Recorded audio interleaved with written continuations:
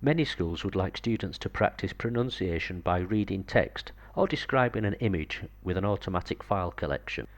To show this in operation, I'm going to monitor the class screens. I can see John Smith and Janet Brown wireless tablets have now connected.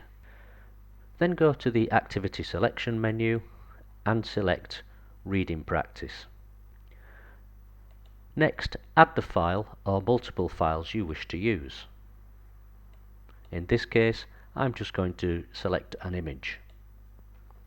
Click Start. I can now see that image has appeared in all student positions.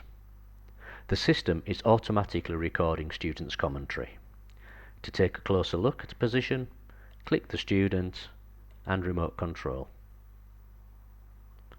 I can now see the image which they are describing. When you have completed the task, simply click End. A dialog box appears asking you to collect back student files. If you wish to do this, simply click Collect. All student files are named and automatically collected back to a destination drive of your choice.